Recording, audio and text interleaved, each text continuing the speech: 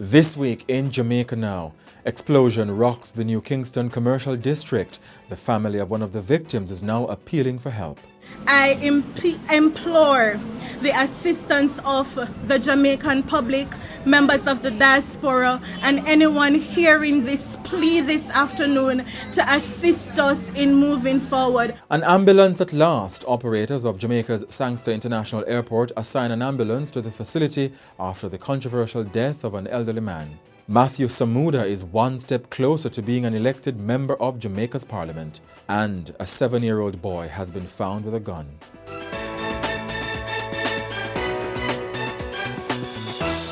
I'm Jovan Johnson and this is Jamaica Now. Restaurant Associates Limited, RAL, has faulted IGL, its gas supplier, for Wednesday's blast at its new Kingston Burger King fast food outlet. 6 workers were hospitalized, with at least 2 reportedly seriously injured. Restaurant Associates is the franchise holder for Burger King in Jamaica. Group Chief Executive Officer Lisa Lake said before the explosion, the restaurant in the new Kingston commercial district was closed while IGL responded to a suspected gas leak. Unfortunately, after being given the go-ahead by the service provider to resume business, the explosion occurred. This is the first incident of this kind in our over 40 years of operating in Jamaica as Burger King. Thankfully, though, there were no fatalities and our team is recovering under medical attention. I've actually been able to speak with most of them directly, and thankfully they're okay despite being understandably shaken up. Our priority right now is the well-being of all affected, and we'd like to take this time to actually thank the emergency personnel and the persons that were on site for their quick action. We continue to work with the authorities and thoroughly review the situation and determine what actually caused this explosion. Now, head of the Fire Brigade, Commissioner Stuart Beckford, says the investigation has concluded that the explosion was a result of a gas leak. But IGL has said that the source of the explosion has not been identified and has urged the public to be patient. It said it was cooperating with the investigation.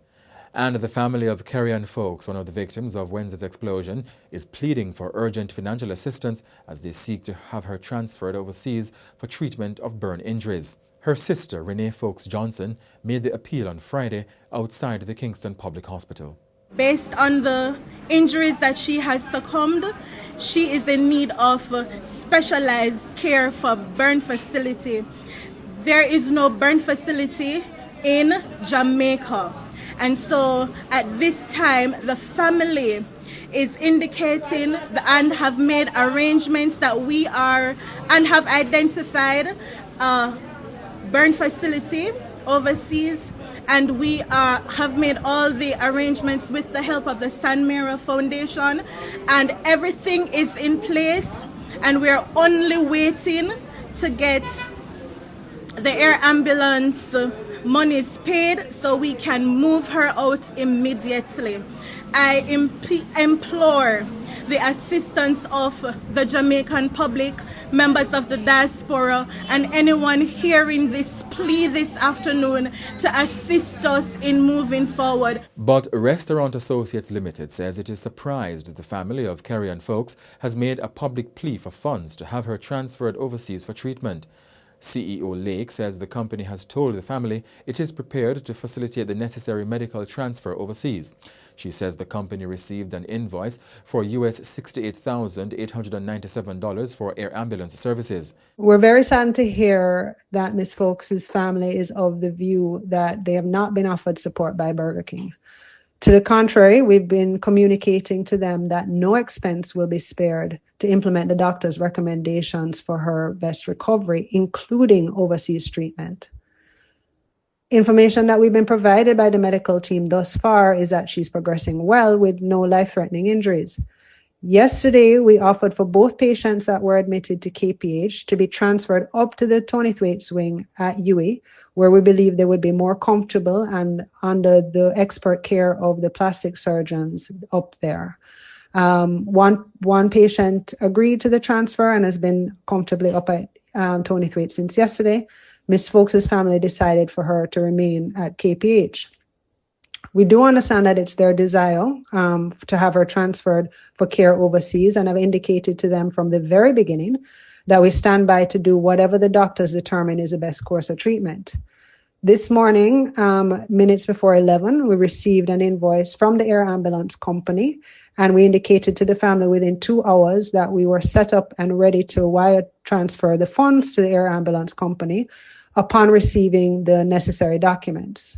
The only document that is outstanding is a letter from the doctor recommending that she be transferred to an overseas facility due to the fact that the treatment for her condition cannot be obtained locally.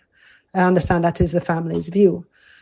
We can only act on medical advice in order to ensure that it's both recommended and safe for her to travel, and are eagerly awaiting same to be presented to us by the family in order to maintain the doctor-patient confidentiality. An ambulance is now stationed at the Sangster International Airport in Montego Bay, St. James, amid the controversy surrounding the death of a 71-year-old man on the floor of the facility on September 4. Operators MBJ Airports Limited has faced heavy public backlash over the lack of an ambulance at the time to assist Leroy Smith. Mr. Smith collapsed while checking in to board an outgoing JetBlue flight to head home in Florida. An eyewitness alleged that he was not moved to get medical help because there was no one to approve an alleged $400 payment to use the service of a private ambulance. The witness also said it took about 20 minutes to half an hour before a nurse arrived on scene. But the airport operators, MBJ Airports Limited, said the nurse arrived 6 minutes after the alert was made. In the aftermath of Mr. Smith's death, Health and Wellness Minister Dr. Christopher Tufton criticized MBJ for not having an ambulance stationed at the compound, saying that this must be mandatory going forward. MBJ said it called Cornwall Regional Hospital and the Jamaica Fire Brigade for assistance but was not successful. It said help later came from the private hospital Hospiton, with whom it has a relationship. Mr. Tufton has accused MBJ of trying to shift the blame. Meanwhile, Transport Minister Darryl Vaz has ordered an immediate review of ambulance arrangements at the airport. He said 21 years without a review is what he called unacceptable and inexcusable. The ruling Jamaica Labour Party's Matthew Samuda, independent candidate David Fritz Anderson and Chase Neal of the United Independence Congress were nominated on Wednesday for the September 30 by-election in St. Ann North Eastern. Mr. Anderson had ties with the PNP, the country's main opposition party that is not contesting the election. Mr. Samuda, who resigned as a senator and a cabinet minister to run for office, said he will deliver on long-standing issues such as titles for land and water and road infrastructure. We have an election to win. We must beat the independents off of the PNP, because there is no such thing as an independent candidate in this race. It is the PNP. So I need you to stand with me, to walk with me, to work with me, and I will do the same, and I will be here for you as I have been here for 18 months. Labour rights, we take care of our people. Mr. Samuda officially became the JLP's representative after the first-time MP Marsha Smith resigned. Meanwhile, the Electoral Office of Jamaica has confirmed that an assistant returning officer for the St. Ann North Eastern constituency resigned on August 29. It said the move was the result of an ongoing investigation into concerns raised by People's National Party caretaker for St. Ann North Eastern constituency, Dr. Ryan Simpson.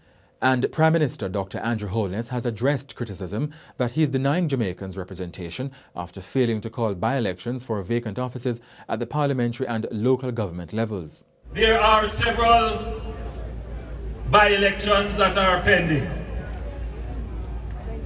and others to come shortly.